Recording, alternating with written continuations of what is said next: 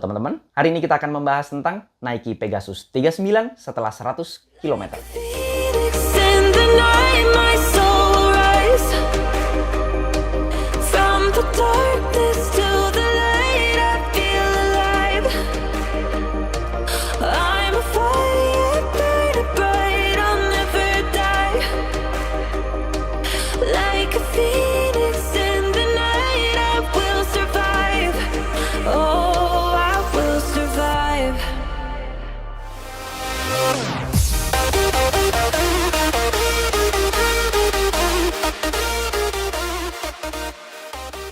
Sebelumnya saya ingin ngasih tahu terlebih dahulu bahwa sepatu ini saya beli dengan uang saya sendiri dan video ini adalah murni pendapat pribadi saya sebagai pelari jelata. Bagi teman-teman yang masih belum subscribe, klik tombol subscribe yang warna merah yang di bawah ini biar saya makin semangat untuk membuat video-video bermanfaat buat teman-teman sekalian dan biar nggak ketinggalan kalau misalnya saya upload video baru tentunya seputar lari. Line up Pegasus dari Nike kayaknya namanya gede banget ya. Hampir semua pelari pernah dengar setidaknya line up Pegasus.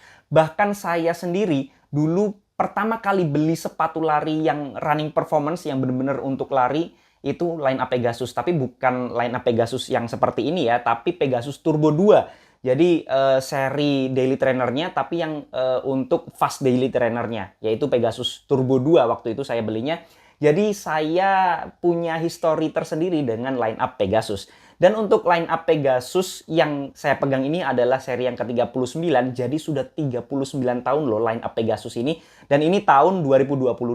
Semoga aja di tahun 2023 muncul lagi seri Pegasus yang ke-40 gitu ya. Perbaikan setiap tahun, jadi diharapkan ya makin lama makin enak dan diinginkan oleh para pelari. Jadi perbaikannya itu memang mendengarkan keluhan para pelari. Tapi apakah sepatu ini memenuhi ekspektasi besar kita atau terutama ekspektasi saya?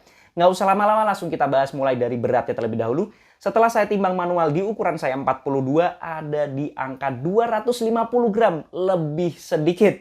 Jadi mepet banget ya, karena saya biasanya mengkategorikan berat sepatu itu kalau di antara 250 sampai 300 gram itu standar, tapi kalau di atas 300 gram itu berat, tapi kalau di bawah 250 gram baru saya kategorikan ringan. Karena ini 250 gram lebih sedikit, ya tetap aja saya bakal kategorikan sepatu standar beratnya. Jadi nggak bisa dibilang berat, nggak bisa dibilang ringan juga. Lanjut ke uppernya. Untuk uppernya dia bahannya engineered mesh yang mana setelah 100 km pemakaian bertahan dengan sangat baik. Jadi tidak ada lem-lemnya yang terbuka ataupun bolong. Padahal dia engineered mesh-nya termasuk breathable ya. Menurut saya ini sepatu termasuk adem meskipun kalau secara fisik teman-teman lihat dan juga teman-teman pegang itu nggak kerasa tipis loh. Padahal sebenarnya uppernya tapi bertahan dengan sangat baik. Dan ini saya gunakan 100 km di berbagai medan ya. Tapi mayoritas di aspal sih. Jadi sebenarnya termasuk aman, nggak yang di tempat-tempat kayak banyak rantingnya atau banyak batunya. Cuman pernah juga sepatu ini saya pakai untuk di tempat tanah dan juga banyak batunya. Tapi kayaknya cuma sekali dua kali aja. Dan masih aman banget untuk upper di sepatu ini. Dan ini termasuk breathable, saya sendiri nyaman dan teknologi flywire-nya teman-teman mungkin yang udah pernah saya jelasin di video yang pertama. Teknologi flywire-nya di sini saya sendiri tidak menganggap flywire ini istimewa karena setelah saya rasakan ya bukan berarti jelek, bukan berarti saya nggak suka, tapi saya tidak merasakan hal yang istimewa. Ya biasa aja lah, cuman yang jelas ini memberikan efek memeluk yang lebih atau ekstra dibandingkan tidak ada teknologi flywire-nya di sini. Meskipun demikian saya nggak terlalu suka sensasi pelukan dari flywire-nya ini. Kayak kadang-kadang saya itu merasa terlalu apa ya? Hampir semua kaki kita itu dicengkram atau dikurung gitu ya. Saya memang suka yang ngefit di kaki dan nggak kedodoran. Tapi flywire-nya itu memberikan sensasi yang kadang terasa tidak nyaman menurut saya. Meskipun bukan teknologi yang fail atau saya rasa nggak enak, nggak juga sih. Cuman bukan yang saya jadikan favorit lah ya untuk teknologi flywire di sepatu ini. Untuk tali sepatunya sih menurut saya ini standar banget, tidak ada yang istimewa. Jadi ya boleh lah sama dengan teknologi flywire-nya, standar-standar aja, biasa aja, runners knot-nya enak. Dan untuk upper fit di sepatu ini menurut saya ya standar juga.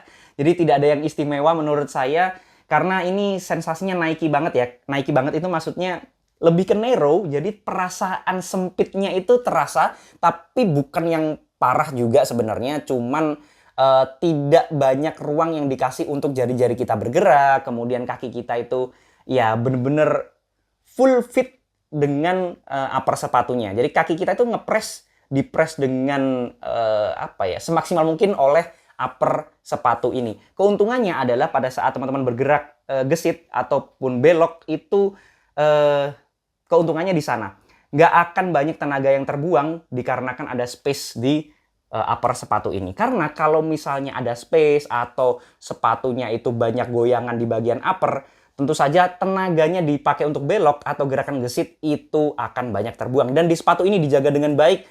Memang kaki saya itu benar-benar ada di atas sepatu ini, tidak ada banyak gerakan. Selain itu di bagian kolarnya, kalau setelah pemakaian 100 km kayak ada serabutnya keluar-keluar dikit gini, saya juga heran sih sebenarnya. Padahal nggak kena material-material apapun sebenarnya ya. Cuman memang ada keluar-keluar sedikit, ini keluar pemakaian ya walaupun nggak signifikan ya. Dan tidak mempengaruhi performa lari sih sebenarnya. Cuman tetap aja saya share ke teman-teman, setelah 100 km dia kayak ada serabutnya gitu di bagian kolarnya. Meskipun demikian saya merasakan nyaman banget, tidak ada permasalahan di bagian kolarnya, walaupun ini heel counternya ada struktur yang keras di sini dan mengunci dengan baik, tapi tetap terasa nyamannya di bagian kolar maupun heel counternya bekerja dengan sangat baik. Lanjut ke midsole-nya. Midsole-nya sendiri dia pakai React Foam yang legendaris. Jadi React Foam itu udah banyak banget dipakai di sepatu larinya Nike. Hampir semua sepatu lari Nike kayaknya pakai React Foam ya, kecuali yang memang pakai Zoom X dan juga beberapa foam yang lain. Tapi paling banyak sepatu-sepatu larinya Nike itu pakai React Foam. Dan salah satunya adalah Nike Pegasus 39 ini. React Foam-nya itu sebenarnya lembut banget. Kalau dipencet-pencet itu juga kerasa empuknya, softnya. Dan setelah saya ukur manual dengan durometer ada di angka 25 lebih dikit lah ya. Di bawah 30 itu termasuk soft loh. Tapi anehnya, kalau saya pakai lari, React Foam-nya itu nggak kerasa lembutnya sama sekali. Feel ride-nya itu lebih ke stiff atau kakunya dibandingkan dengan softnya React Foam yang ada di sepatu ini. Saya nggak tahu kenapa, mungkin karena tingginya yang nggak terlalu tinggi, lebih ke kayak sepatu lari klasik gitu ya. Foam yang dikasih ya nggak terlalu banyak lah saya bilang, dan itu menjadikan feel ride-nya lebih ke stabil, lebih ke responsif dibandingkan dengan yang nyaman dan juga soft. Jadi teman-teman kalau nyari sepatu yang foamnya cushion banget, empuk banget, saya rasa bukan foam ini yang teman-teman cari ya. Meskipun React Foam sebenarnya tergolong empuk, tapi di sepatu ini feel rate-nya agak jauh dari kata nyaman sebenarnya. Agak jauh dari kata empuk, bukan berarti nggak enak ya. Agak jauh dari kata empuk. Kalau teman-teman berpikir bahwa aku pengen nyari sepatu yang empuk banget nah ini kayaknya feel rate yang ditawarkan oleh Pegasus 39 ini masih jauh dari sana. Sepatu ini diplot oleh Nike sebagai daily trainer. Kalau menurut saya lebih ke klasik daily trainer. Klasik daily trainer itu kayak gimana sih? Ya pokoknya lari aja. Nah, sepatu ini cocok. Kalau untuk sepatu recovery run, jelas nggak cocok. Sepatu easy run, ya itu kayaknya yang paling cocok di sana ya.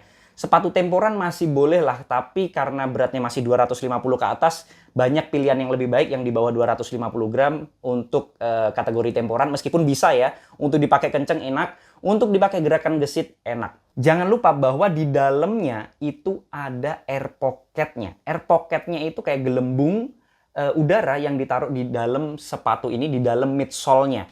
Yang mana fungsinya kayak memberikan sensasi bounce back gitu. Meskipun demikian sebenarnya nggak bisa serta-merta kita rasakan walaupun ada di dalamnya. Jadi kayak harus mencari sweet spot-nya baru kita benar-benar bisa merasakan. Setelah saya beberapa langkah gitu ya, fokus sama kaki saya gitu. Oh ternyata, oh ini nih rasa kayak ada balon di dalamnya ya. Jadi itu memberikan sensasi kenyal yang lebih daripada hanya sekedar foam yang ada di sepatu ini. Cuman itu akan terasa bounce back-nya, akan terasa energy return-nya setelah kita strike langsung di air pocket-nya tersebut. Kalau teman-teman ngerol itu misal pertama kali landing pakai ini terus baru ngerol gini ya, itu kayak nggak terlalu kerasa dan nggak terlalu ngefek fitur daripada air pocketnya itu sendiri. Jadi harus bener-bener strike ke tengah gini, strike ke tanah, baru kerasa banget untuk balon ataupun air pocket yang ada di sepatu ini. Jadi kayak apa ya, harus benar-benar bisa menemukan sweet spotnya, baru terasa manfaatnya. Meskipun ada air pocketnya, jangan sampai berpikir bahwa ini sepatu yang soft banget ya. Saya ulangi, jangan berpikir sepatu yang soft banget. Bahkan midsole-nya ini lebih cenderung enak dipakai untuk ngegas dibandingkan dengan sepatu yang santai meskipun dia klasik daily trainer. Dan kalau teman-teman perhatikan, untuk outsole-nya itu desainnya cukup grippy ya, cukup apa ya, patternnya cukup menggigit di berbagai medan karena saya pakai juga sepatu ini di tanah dan enak banget, nggak ada masalah sama sekali, terutama di tanah-tanah yang non teknis kayak banyak batu-batu besar gitu. Saya rasa juga nggak bakal enak kalau nggak pakai sepatu trail. Tapi kalau lihat desainnya ini, yang jelas lebih dari aspal nggak akan ada masalah sih ya. Tanah, rumput saya rasa masih aman banget, masih menggigit banget, dan setelah pemakaian 100 km masih awet banget. Ini kondisinya setelah 100 km aja masih seperti ini. Saya rasa 500 km jelas lewat ya. Dan memang terkenal banget sepatu ini dengan durability-nya. Salah satu sepatu badak.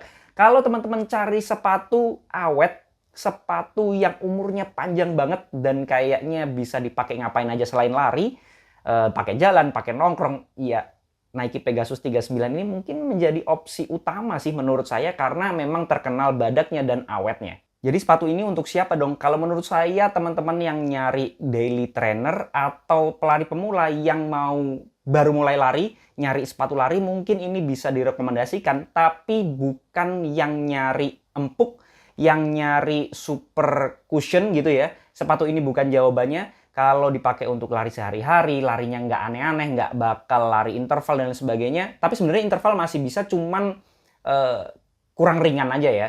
Temporan masih bisa, long run ya boleh lah ya, tapi nggak memenuhi kenyamanan yang sebenarnya saya inginkan sih ya. Tapi masih bisa sih untuk dipakai long run. Kemudian kalau teman-teman nyari sepatu yang umurnya panjang banget, ini juaranya. Ini sepatu awet banget, durable banget, hampir di setiap sisinya kayaknya bakal berumur panjang. Jadi kalau nyari satu sepatu untuk beberapa waktu yang sangat lama, saya rasa Nike Pegasus 39 adalah jawabannya. Mungkin itu saja pendapat saya tentang Nike Pegasus 39 ini setelah 100 km. Jadi teman-teman boleh banget nggak setuju. Kalau ada koreksi, masukan, pertanyaan, dan juga pembahasan, bisa langsung sharing di kolom komentar. Jangan lupa subscribe channel ini biar saya makin semangat untuk membuat video-video bermanfaat buat teman-teman sekalian. Dan biar nggak ketinggalan kalau misalnya saya upload video baru tentunya seputar Nia Lari. Assalamualaikum warahmatullahi wabarakatuh.